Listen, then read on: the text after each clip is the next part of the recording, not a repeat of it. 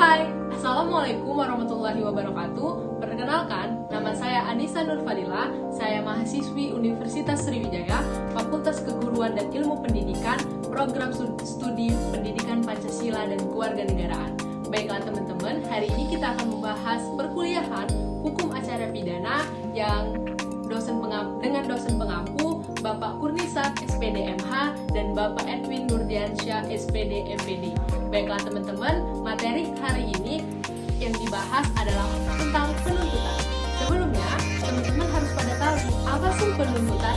Pengertian penuntutan sebagaimana dimaksud dalam pasal 1 angka 3 Undang-Undang Nomor 16 Tahun 2004 tentang Kejaksaan Republik Indonesia adalah tindakan penuntut umum untuk melimpahkan perkara ke pengadilan negeri yang berwenang dalam hal dan menuntut cara yang diatur dalam hukum acara pidana dengan permintaan supaya diperiksa dan diputus oleh hakim di sidang pengadilan.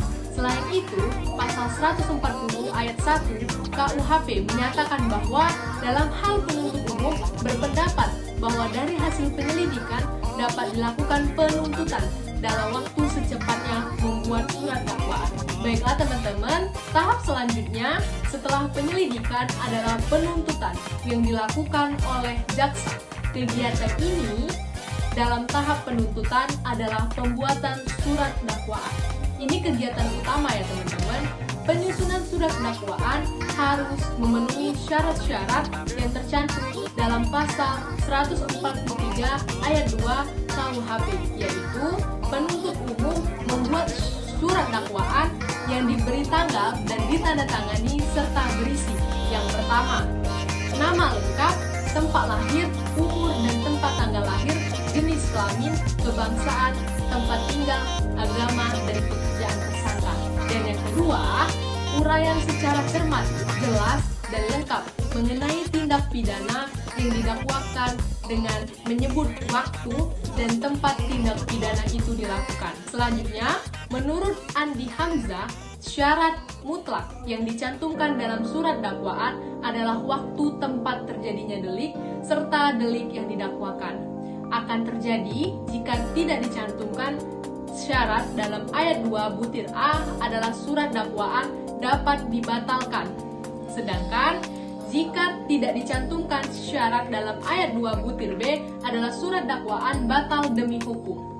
Seperti halnya penyidikan, dalam tahap penuntutan dimungkinkan untuk dilakukan penghentian.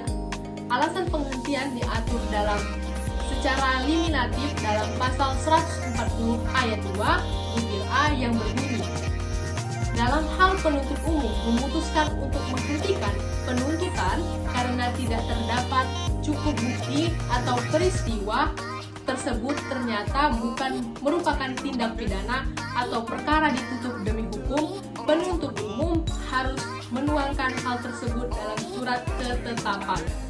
Baiklah, penuntutan dilakukan sebelum adanya suatu kekuasaan sentral untuk melakukan tugas peradilan. Cara penuntutan terbuka dilakukan langsung secara perseorangan dari pihak yang dirugikan. Proses pidana dan perdata menjadi satu, sehingga penuntutan kesalahan seseorang menjadi sulit karena yang bersangkutan memperoleh kesempatan menghilangkan barang bukti. Kerap kali tuntutan pidana tidak dilakukan karena takut terhadap pembalasan dendam atau tidak mampu mengungkapkan kebenaran. Oleh karena itu, tuntutan pidana diserahkan kepada badan negara khusus yang diadakan sebagai penuntut umum.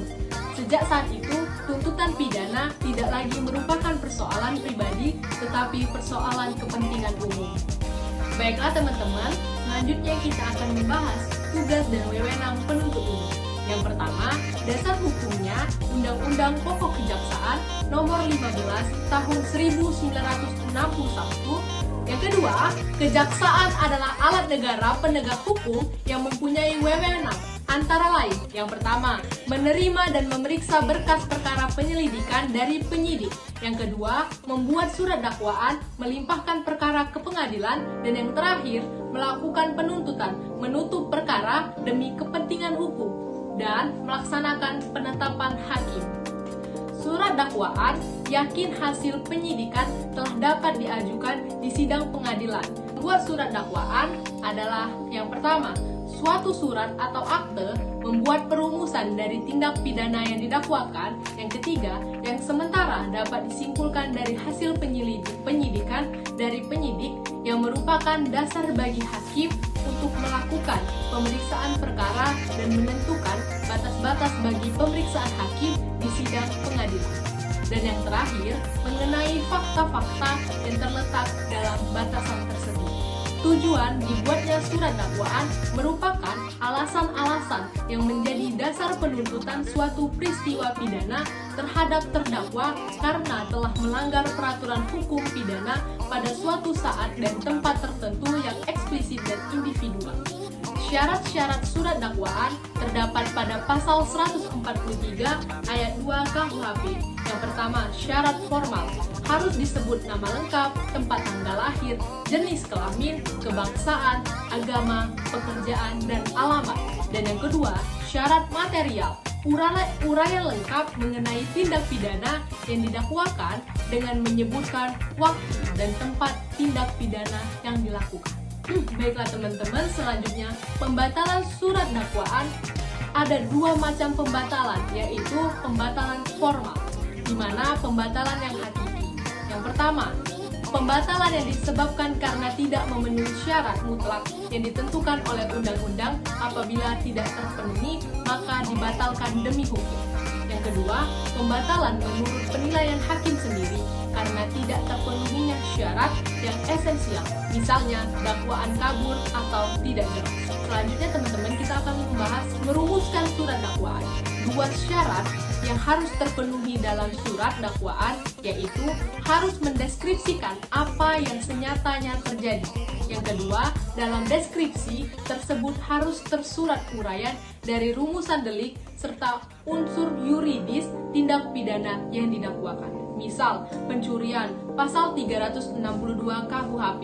Barang siapa yang mengambil suatu barang, sebagian atau seluruhnya merupakan milik orang lain dengan maksud untuk memiliki dengan melawan hukum. Apabila salah satu unsur tidak terbukti, maka hakim harus memutuskan bebas dari tuntutan hukum. Selanjutnya, penguraian umum suatu tindak pidana harus dinyatakan. Yang pertama, riwayat singkat mengenai latar belakang, kondisi, hubungan, tersangka, korban, dan pihak lainnya. Yang kedua, perbuatan yang dilakukan oleh terdakwa. Yang ketiga, bagaimana cara ia melakukannya. Yang keempat, upaya-upaya yang telah dipergunakan dalam pelaksanaannya. Dan yang kelima, terhadap siapa tindak pidana tersebut ditujukan. Yang keenam, bagaimana sifat dan keadaan orang yang telah menjadi korban. Yang keenam, bagaimanakah sifat dari terdakwa sendiri. Dan yang terakhir, objek dari delik pidana dan seterusnya. Nih teman-teman, di dalam KUHP dapat ditentukan perincian tugas penuntutan yang dilakukan oleh para jaksa. Di dalam pasal 1 butir 6 KUHP ditegaskan hal itu sebagai berikut.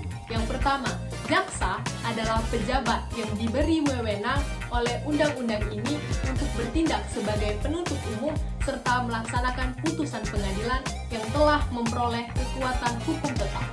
Yang kedua, penuntut umum adalah jaksa yang diberi wewenang oleh undang-undang untuk melakukan penuntutan dan melaksanakan penetapan hakim.